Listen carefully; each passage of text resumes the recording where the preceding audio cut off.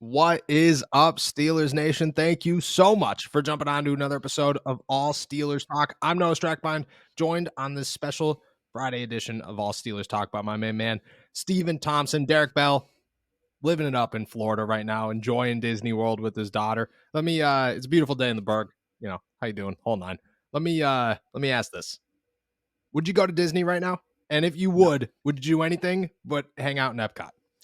No, I don't think I would. I'm not, I went when I was a kid with my dad. I went when I was like 4 years old, and it was pretty sick then. But I don't know, Disney kind of weirds me out. Like you see like Disney adults on like Disney adults I don't scare me. yeah, I hope there are no Disney adults who watch the podcast, but like My brother's a Disney adult. Really interesting. Yeah. I'm sure he's a nice guy. You want to know what yeah, he's the best. He's the best man at my wedding, the whole nine. Yeah. But when you ask him, he'll just be like, "The mouse makes me happy, man." And I'm like, cool. I respect it. Creepy, super creepy. Yeah, hey. Like a lot of whatever makes you happy. My thing's not mouses, mice. Well, it's also like, isn't there like the Star Wars thing at Disney now? Yeah, like, yeah. Which I heard I would Star do Wars that. thing's cool. I would do that. That seems cool. You a Star Wars guy? You watch Star Wars? I was when I was younger. My roommates are like big time, so I like watch sometimes some of the like shows and stuff with them. But no, not as much anymore. But I still think it's cool. Like I enjoy watching the movies and all that. Won't lie, I've never watched Star Wars. Never watched any of them. You've never watched any of the Star Wars movies, not even on accident. It's Never. never even like been on TV, and you've just Nope. And my whole family is like Star Wars nerds. Like they love it. Love it. My dad like would have either Star Wars or Star Trek on like every day growing up. Never watched it once. Same with everything. Like Lord of the Rings. Didn't watch Lord of the Rings. And everybody watches that in my house. Yeah. I just avoided it. I was just like, nah. Interesting. Nah, I'm gonna go watch football like a man. Mess me up, Mess me up. Because if we're being honest, I would have much rather like Star Wars at this point in my life than football. But it is what it is. Either way, appreciate you being here. Friday, filling in for Derek. Hopefully he's having a blast down there. For everybody listening, make sure to subscribe to us on YouTube, youtube.com/allsteelerstalk. Check us out anywhere you get your podcasts. We got a great show for you. Plenty of news from the Pittsburgh Steelers. OTAs week 1 has wrapped up, plus a special guest that I can't stop. I've been smiling all day long waiting for this one. It was an honor to have my man back on the podcast. You guys will see who it is in a little bit towards the end of the episode. Talk some Arizona Cardinals, if that didn't give it away already. Talk some Marcus Golden, maybe another Cardinal that could head to the Pittsburgh Steelers. We'll dive into all that and more. Let's start with OTAs. Week 1 has wrapped up. It was exciting, but 3 days, helmets and shorts, not really a ton going on, kind of like an acquaintance thing. Do you expect week 2 to get a little bit more intense? Oh, absolutely. Yeah. I'm actually really excited. I think you're going to start to get a little bit more clarity on who the Steelers are really, valuing as guys who will step up and be leaders. I think that'll start to materialize more. We'll get to see more of these new guys. Like there are tons of new faces, and a lot of them are going to play huge roles.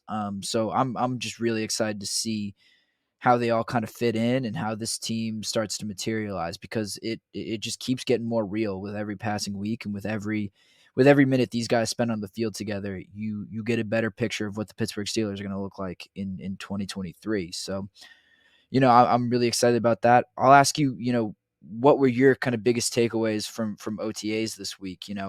Obviously it's a limited way to view the team, but it was real football for the first time in a while. Yeah, it was real football. I think that was the biggest thing, is that, it was real football. Like you got to see guys like Najee Harris and Jaylen Warren, and you remembered everything that you were excited about last year. Last year we made the big deal out of Najee Harris's quads. Thighs of thunder. Here it is. He's about to lead the league in rushing. Jaylen Warren kind of made himself known at this point. Kenny Pickett, Mitch Trubisky, George Pickens. At this point, I look back, actually, I Googled, just like OTAs takeaways from last year, just to see like what happened, what we missed a year ago. And May like 27th or something, I did a podcast called George Pickens is Already a Star. And I was like, this is spot on. Like, I just want to let everybody know that I was 100% accurate. So thank you. Just believe everything I set say. the record straight. Yeah. Yeah. Oh, you should read the comments. The comments are just straight. This guy's an idiot. What do you it's May. What are we doing? And I was like, all right, everybody relax. Just give me a couple of months. Boom. Here we are. I would say this year, the big things in week 1, at least, are like simple. Calvin Austin's back. I talked to him. He feels pretty much 100%. He's excited to get out there. I think what's cool is he talked about like last year he was around so much compared to some guys get hurt. They kind of disappear. They're not really with the team. he made sure to be around enough where it kind of felt like he was there for a year. He just didn't get to play. So he did get to learn a lot. Kenny Pickett is hyped about this guy. All he kept talking about is, Calvin Austin's going to be a huge part of this offense. Calvin Austin's so explosive. Can't wait to get him on the field. Very excited about Calvin Austin. I think Calvin Austin's in for the year that we expected a year ago. Like the flash in the pan. This guy is going to make exciting plays. He's going to be a part of the offense, but now he's a little bit more mature. He's still got to get hit. Those live in-game hits are different than training camp hits or anything else. Once he gets hit a couple of times, gets adjusted, I think things are going to roll smoothly. The biggest one for me, I think, is Jaylen Warren. Like, talking to Jaylen Warren, he's just a lot more confident in year 2 compared to, like, I remember last year talking to this guy and he would tell me, like, when I run into a hole, I close my eyes because I just black out. Like, and in this year, he's like, I understand what's going on. He feels like a part of it. He's always second in line with these drills when they're running individuals. So you kind of know, like, he's the number 2. It's just building off of him and Najee's connection, which is cool. And then there's obviously Kenny Pickett, which, Kenny Pickett year 2, bulking up apparently, which you could tell, but you can't tell. It's not like Joe Burrow. Everybody is like, this guy is so ripped. I'm like, is he? Or is he just wearing a sleeveless shirt? It's kind of like the same thing with Kenny Pickett. It's like, this guy was big last year. He was skinny. He was definitely skinnier, but like, he's not Ben Roethlisberger walking in here. It's not like it's like, oh, huge. It's just like, it's May. You didn't have to go through a draft process. Chances are you're going to bulk up a little bit so that you can slim down during the season. But he looks more comfortable. The offense, sounds more fluent. They feel very prepared. I just think that this year compared to last year, like a year ago today, we were figuring out everything, trying to learn everything. And I think that's what kind of made week 1 a little boring, is that this year it's like we know everything. We know what's going to happen. It's just building on top of, trying to build the success. Instead of put the puzzle together, it's like, how can we win? Yeah. And I think that's what's exciting about week 1. Yeah, it's like, what does the puzzle actually look like when it's all put together? Yeah. I remember just talking last year, it was all about, I don't think they had a starter on offense who was older than 26, maybe it was? Yeah. Mason Cole was the oldest one. I want to say he was 26 years old at the time. Maybe he's 27 now. Yeah. Now but even now it's like, what, Siamalu, I guess, would be the oldest at like 31 years old. But besides that, everybody's under 30. Yeah. Which is wild. Yeah. And you just even just a bunch of guys taking 1 year forward in their development, like taking one step forward, getting 1 year older. Like, you think about how much that matters for guys individually, and you just think about putting that depth together collectively. And I don't know, you still get excited about the potential, and just time doesn't heal all wounds, but it's just exciting. It's going to be exciting to see how these guys put it all together. Because I don't know, just like there were so many flashes last year of what that offense could be. And we're getting even closer to kind of really seeing what this offense is like when people are at their fullest potential. Yeah, I think one thing that was really cool that kind of struck me today is Allen Robinson talked about, George kind of reminds me of me heading into my second year. And then you look back at Allen Robinson's second year, he was in Jacksonville. It was the only time he made a Pro Bowl. It was when he kind of welcomed himself. Like, this guy's going to be ridiculous. It was 1,400 yards and 14 touchdowns for Allen Robinson's. The Steelers threw 12 touchdowns last season total. So if George Pickens comes in here and he has the Allen Robinson year, like, this offense is going to be wild. But just think about that. Like, George had 800 yards last season as a rookie. Allen Robinson's first year, he had 580 or something. Yeah. So you already beat him out. He's got Deontay Johnson. He's clearly got a better offense. I mean, it was it might have been Blake Bortles. At that point, I couldn't even tell you who the quarterback of the Jacksonville Jaguars were in 2015. Kenny Pickett's coming in year 2. They have a year connection. Deontay Johnson's there. Allen Robinson's there. They added Darnell Washington. Calvin Austin should have a place. Like, it's just so many weapons around you to not be the sole focus. And if you could still have that season, wild.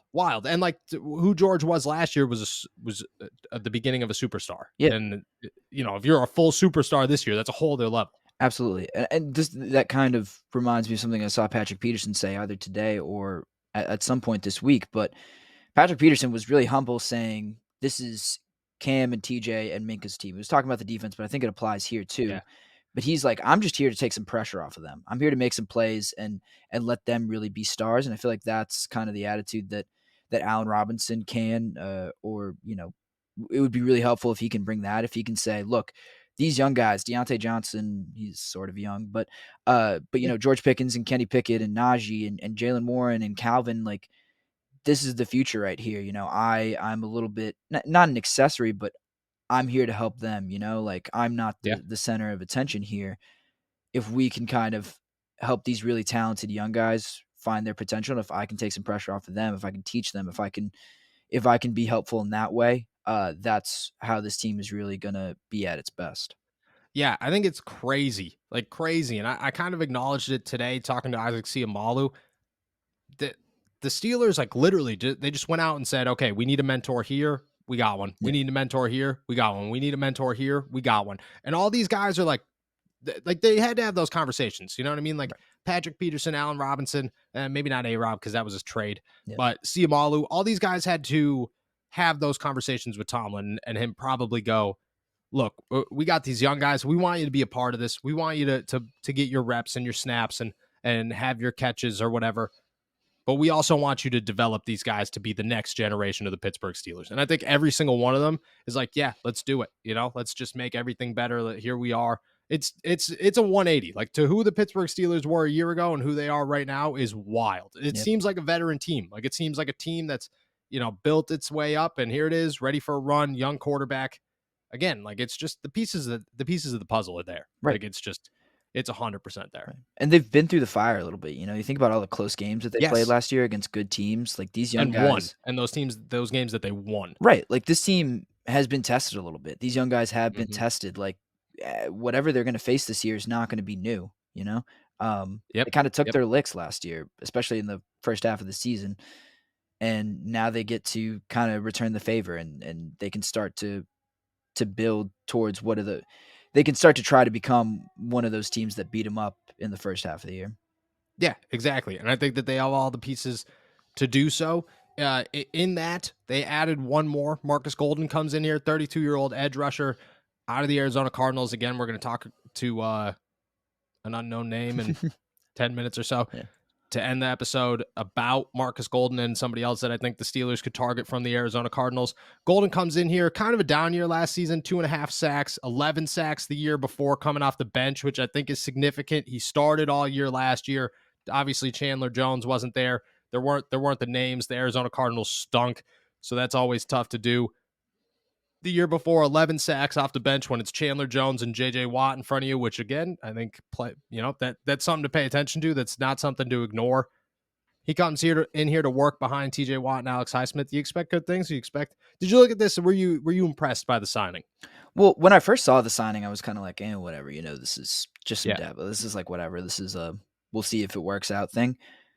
I don't know. I'm much more optimistic after kind of looking through the stats and doing a little bit of digging into Marcus Golden. I think, like you said, coming off the bench and getting 11 sacks, that's a little ridiculous. Like double-digit sacks It's off the impressive. bench is right, and he's going to be in a similar situation with Alex Highsmith and T.J. Watt taking up a lot of attention, and also Mm-hmm. Cam Hayward. Like he's going to get limited snaps, but he'll have good opportunities in those limited snaps. You kind of wonder how many snaps there are to go around for those kind of reserve defensive linemen because, like I said, like T.J. Watt and Alex Highsmith have to be on the field.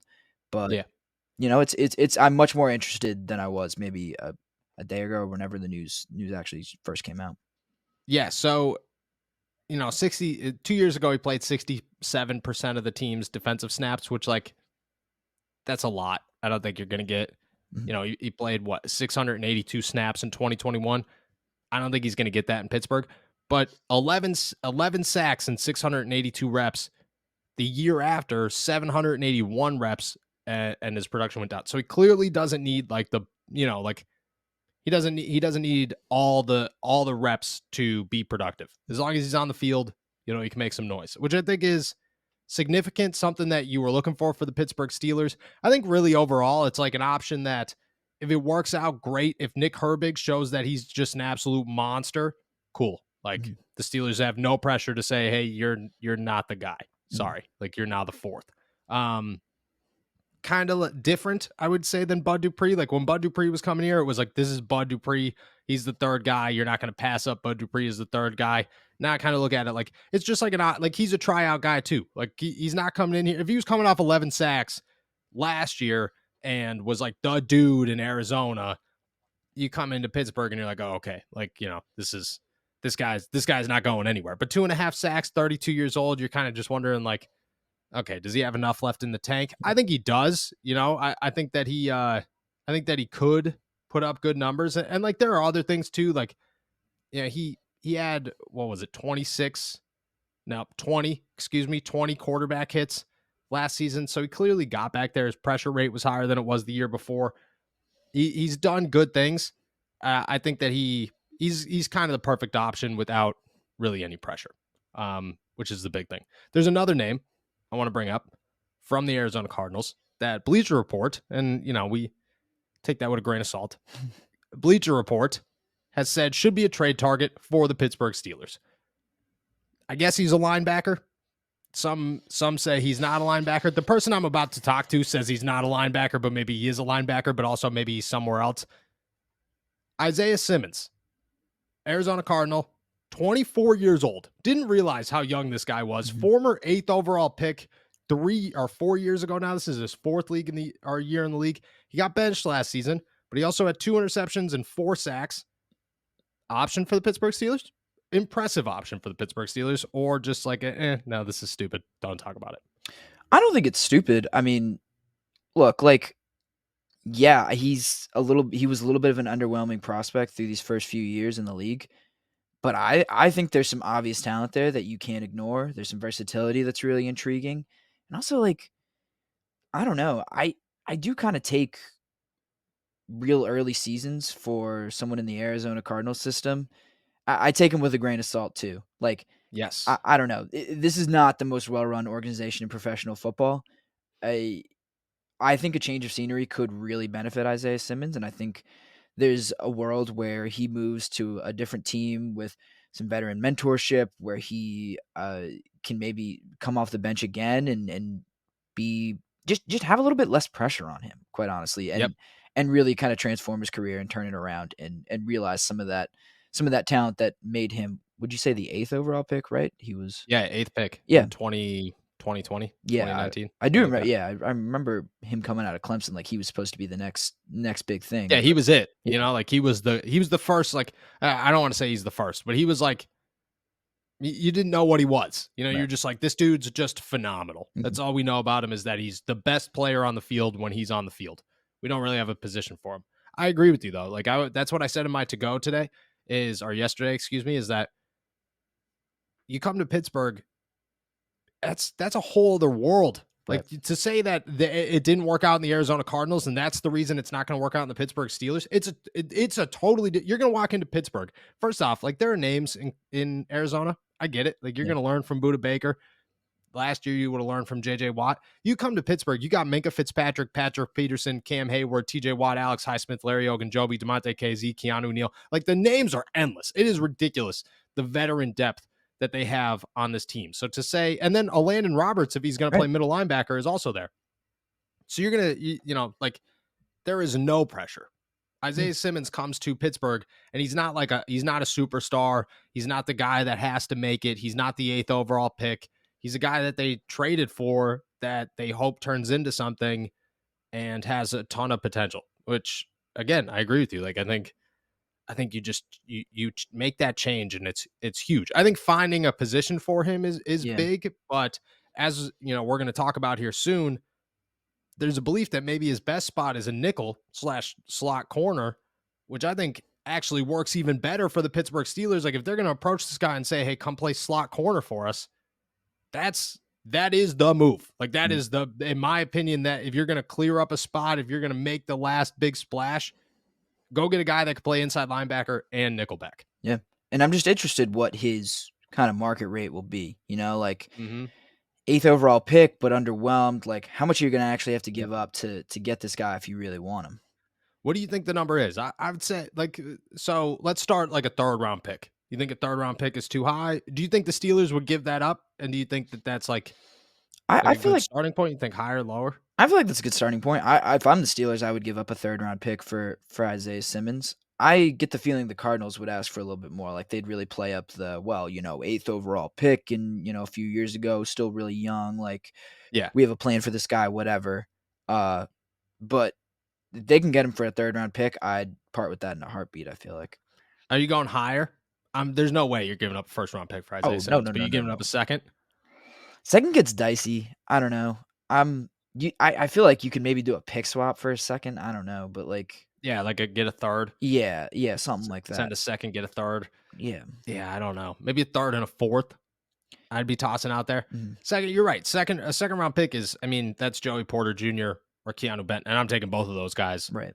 over Isaiah Simmons, like hands down. Just I get the potential is different, the player is different, but I'm going to take a guy that I could start fresh with and say, well, we don't know if this guy's not going to make it. Isaiah Simmons, you're like, so far he has not made it. Right. Maybe that turns around, but I get it at 24 years old. Interesting. You think there's like a real? You think there's any interest from the Steelers there? I mean, maybe. I mean, so you'd have to like kind of. Uh, I'd want the potential for him to be. I think if he was on the market, if they Steelers knew that he was definitively on the market, and the Cardinals were actually actively shopping him, there would be interest from the Steelers. But how much interest and whether that's actually a realistic possibility, I think remains to be seen. But I think if he was on the market, if he was on the table, they would absolutely be interested. Yeah.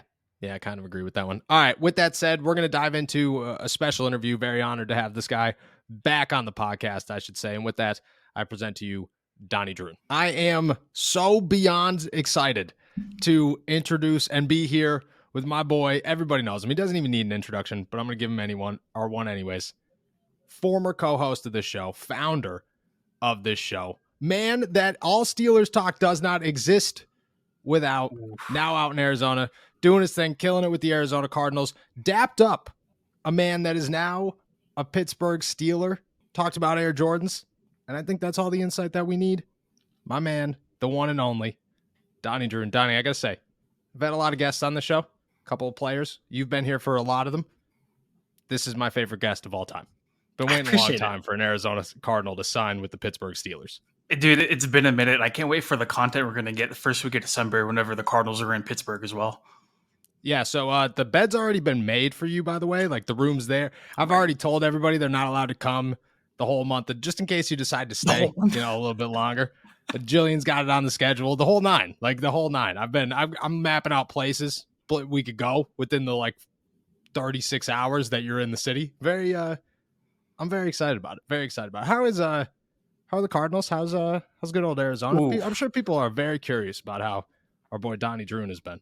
Yeah, man, the rebuild of the Cardinals has gone very well from just a front office standpoint. I mean, they went 4-13 last year, got a new head coach, got a new GM, and I think they're playing everything by the book. So I think 2023 is going to be very ugly for them, but as it should be, right? If you're going to tear things up, start from ground zero and work your way up, that's kind of the way things got to be. And we're going to touch on a couple of different topics today surrounding them. But they're not really in the business of hanging on to older veterans, and not really in the business of extending guys and offering money, because it just doesn't make sense to make somebody the highest paid player at their position when they're going to win maybe 3 or 4 games next year. Are they gonna? Are the Arizona Cardinals gonna end up with the first 2 picks in the draft? They just might, because they have their own original pick, and then they have their pick from the Houston Texans. Both teams are expected to finish within the top 5, top 6, top 7 area around there. Awesome. There's a realistic possibility they can end up with 2 picks in the top 3, maybe even the top 5. Gotta love it. All right, so we will dive into Marcus Golden. I got another name for you too. First, I do have one more random question that nobody cares about. Is DeAndre Hopkins going to end up in Baltimore? That's really all anybody cares about. I don't think Baltimore. It's just because they already got OBJ. They have Rashad Bateman, and then they drafted Zay Flowers in the first round. I think it's a very small possibility, just because they already have 3 top tier receivers that they covet and they value. Plus the contract Hopkins has, he's due $19.45 million in salary. I don't really think the Ravens are kind of in the ballpark anymore for that, especially I was going to say they just paid $18 million. Yeah. Bro, I think Buffalo might end up with DeAndre Hopkins. That would stink too, because if the Steelers are going to make a Super Bowl run, and you haven't been around to hear me rant about how the Steelers are going to the Super Bowl, I'm pretty convinced they're going to have to go through Buffalo most likely at some point. So to have DeAndre Hopkins, not really the best option. But DeAndre Hopkins versus Patrick Peterson in the playoffs it'd be a lot of fun to watch. I wouldn't be upset about that one. All right, DeAndre Hopkins, Buffalo. He's not in Baltimore. Win-lose, I guess, for the Steelers.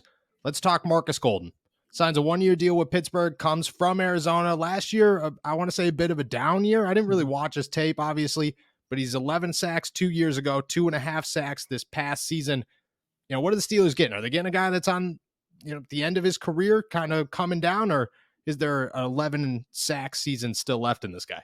Yeah, if before we even talk about the stats, I want to bring up something that I texted you whenever he first had that tryout with the Steelers. I'm like, bro, if he lands with Pittsburgh, you are going to love Marcus Golden. I just mean you as a media member and the fans as well, because the energy he brings every single day. His nickname is Junk because he's just a junkyard dog on the field.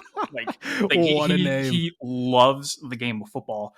And I think that's like a perfect Steeler ad. Like Marcus Golden is a Steeler, right? If he's not going to be in Arizona with the Cardinals, I couldn't handpick a better organization for him to go to. So, I mean, the dude loves football, which you go a very, very long way for people in Pittsburgh. When you bring up the numbers, right? Obviously, the 11 sacks in 2021, certainly a down year to the 4 sacks I think that he had in 2022.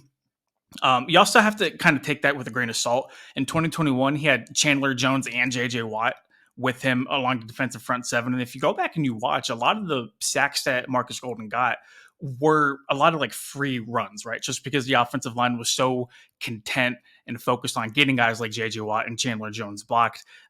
So maybe he benefited a little bit more from that in 2021. I do want to say, though, last year, even though the sack production dropped, he did have more quarterback hits and quarterback pressures in total than he did in 2021. So like sacks sometimes can be a wonky stat. I don't think it should be the end all be all whenever it comes to getting like a pass rusher and evaluating them.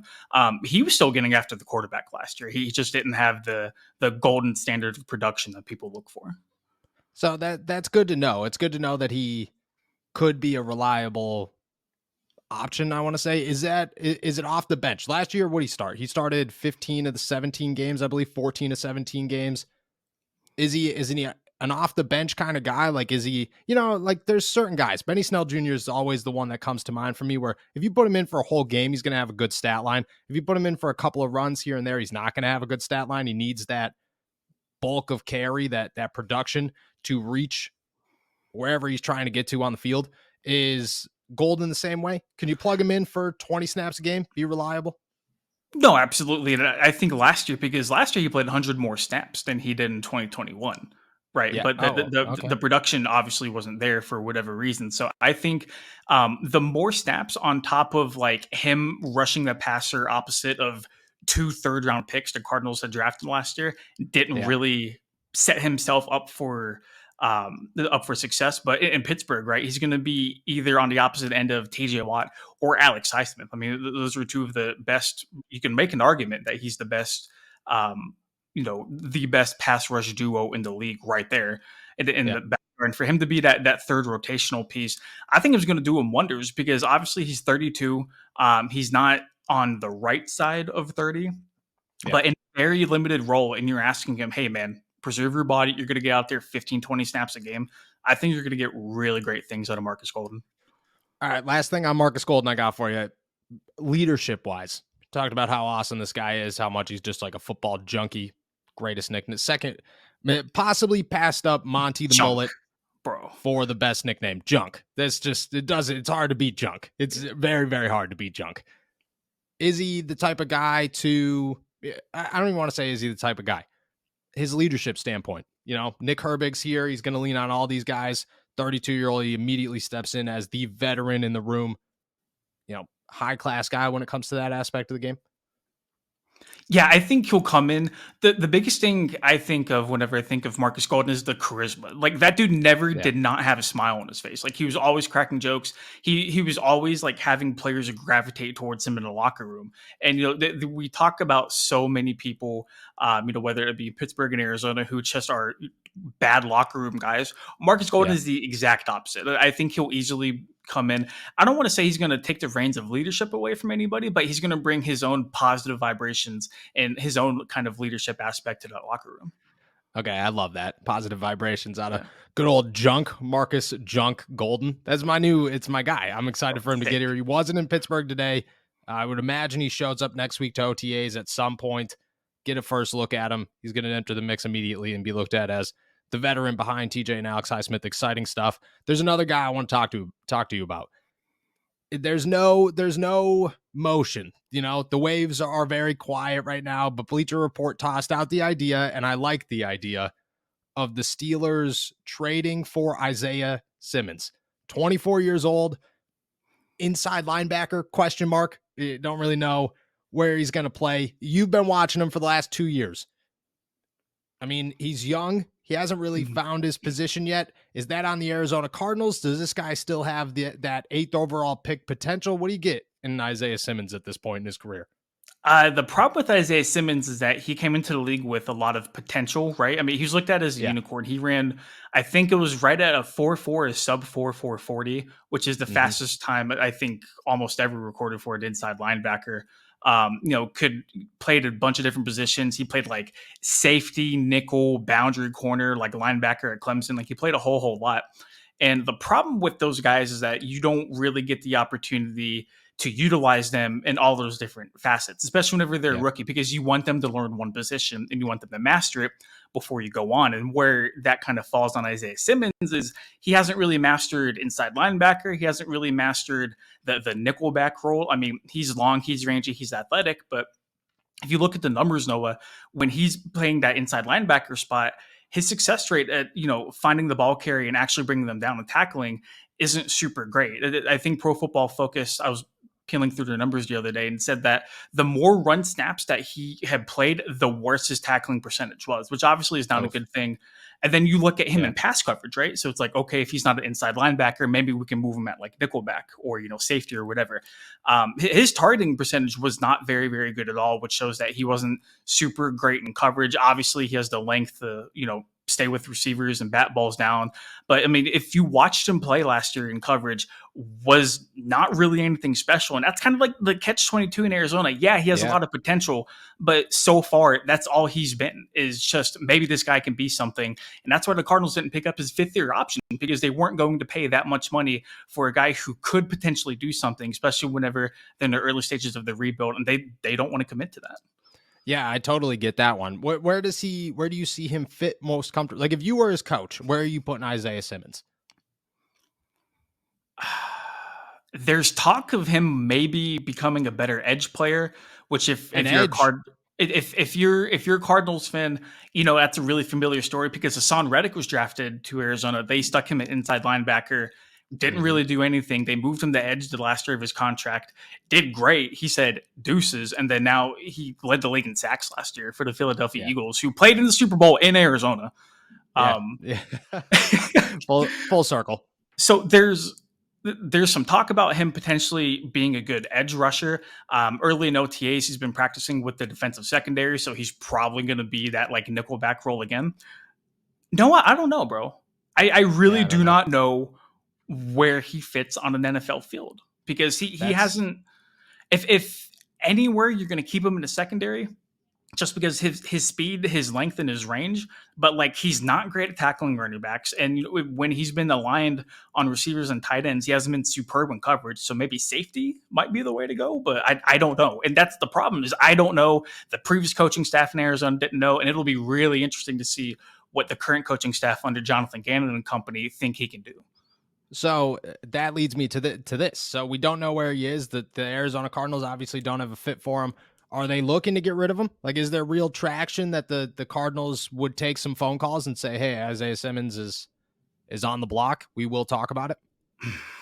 I think if you ask the new general manager, Monty Ossenfort, he's going to give you that cookie cutter. Hey, it's my job to answer phone calls. I wouldn't be doing my job if I'm not answering phone calls. I don't think there's any legitimate interest in moving Isaiah Simmons. They seem to be, at least whenever talking to media members, really excited about the potential of what he can do.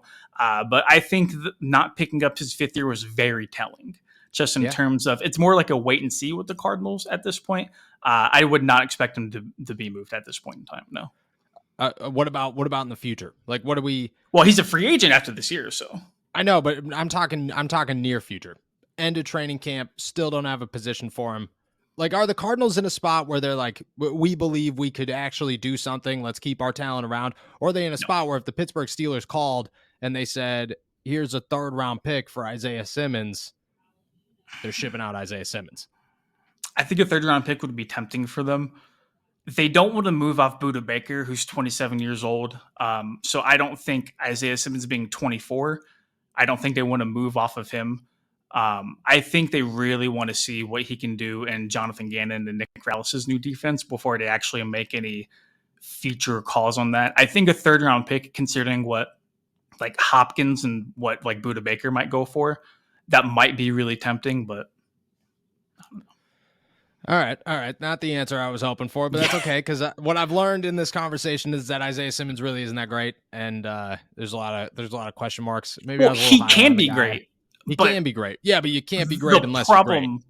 The problem is that he's been nothing but potential, and that's what's been keeping people hopeful for him. Is that, oh man, he's long, he's athletic, he's a freak, he's a unicorn. But like, he's been nothing but potential since he came into the league.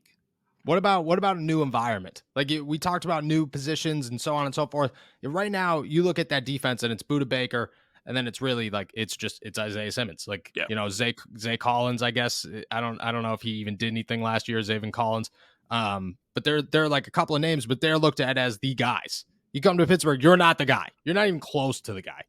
Do you think that environment change helps? And it doesn't even have to be Pittsburgh. It could be anywhere. I think Pittsburgh would be a really interesting fit for him because he's right. Like he wouldn't be expected to be the playmaker for the Steelers, right? Because you have that dominant front seven. You have guys like Minkah Fitzpatrick roaming the defensive secondary. Who's the corners in Pittsburgh? It's Patrick Peterson, Levi Wallace. That right now the nickel is quote unquote filled, but it's not filled. It's Chandon Sullivan out of Minnesota, who didn't really have a good year last year, and Duke Dawson, who's been on the practice squad, who's going to get an opportunity as well. But they don't really have like a solidified slot guy. I'd be interested to see what he can do in that nickel role in Pittsburgh, just because you have so much talent around you. And I mean, we've kind of harped on this a little bit, but like, it can also be a positive that like his versatility can be used to kind of be like that defensive chess piece that I think Terrell Austin can pretty much move around anywhere. See, that would be nice. That would be a lot of fun. I think a change of environment. I don't know. I'm going to hold strong. I'm going to keep pushing the narrative that I think Isaiah Simmons should end up in Pittsburgh, but more question marks than I thought. At 24 years old, I was hoping that you'd come on here and just be like, oh yeah, man, he's just, Arizona's defense just stinks. And there's just, when everybody stinks, everybody stinks. Nobody's good. Well, that is a valid point, but at the same time, like him on a personal level, like hasn't really shown. Like if you were going to redraft that, was it 2019? Yeah, 2019. No, if this is year 4 for him, it'd be 2019. 2020. Whatever draft he was in. If you were going to go back and redraft his draft class, he wouldn't be a top 10 pick. No, probably wouldn't even be a first rounder. Judging off of right now, maybe late first rounder. Yeah. But, there's a lot of talent that comes out of draft classes that you realize it's just a lot of there's some upside there. Yep. And that's all you're looking for. All right, that's not ideal, but it's an option for the Pittsburgh Steelers. And in May, when you have the Steelers have 2 roster spots left. At this point, they're just looking for anything in slot corner and inside linebacker, I guess, are, in my opinion, the biggest needs for this team. I think you could possibly fill both of them. It'll be interesting to see. Donnie, appreciate you. Don't want this to end, but I know. As everything, we got to call it a day. Thank you guys for jumping on. Everybody go check out all of Donnie's stuff over at allcardinals.com. What's your YouTube? Is that just All Cardinals as well? Yeah, All Cardinals. All Cardinals. And giving away a Kyler Murray jersey soon, by the way. So, is that worth big money in Arizona? Are they still Kyler Murray fans over there? 50-50. People hate him. People love him. He's by far the most polarizing dude I've ever seen. It's wild. Polarizing in a good, like Ben Roethlisberger was the most polarizing dude for a long time. But like, you know what I mean? Like it's like, oh, I hate Ben, but I love Ben, Right. But people hated Ben, but they like respected him as well. Cause he brought Super it's like, this guy's going to win. I can't stand him. Is that dude, the same way with Kyler? If you took a straw poll of like 100 people in Arizona, 50 of them would be like, dude, like Kyler spends all day playing video games. Dude sucks. I don't know why the Cardinals still have him. And then the other like 50% of the people are going to be like, well, he's really talented. His team just sucks around him. But what about now with what was Gannon's thing when he saw him? It was like zoom, zoom, zoom, zoom, bow, bow. You're gonna do all those things. Remember the video? That's the perfect Jonathan Gannon impression. That was exactly what he did. You didn't see the video where you just saw Kyler. He's like, bow, bow, bing, bing, bing, bing. That's new Kyler, new coach, new everything. It's exciting stuff. All right, everybody, make sure to go follow Donnie on everything. Check out all his great stuff. Go win a Kyler Murray jersey. I appreciate you, brother. Hopefully the Steelers make some more moves so that we can do this more often. But for the time being, everybody go check that out. Thank you guys for jumping on to another episode of All Steelers Talk. Make sure to subscribe to us on YouTube, youtube.com/All Steelers Talk. Find us anywhere you get your podcasts. Check out all of mine and Steven's work at allsteelers.com. I will be back on Monday. Peace.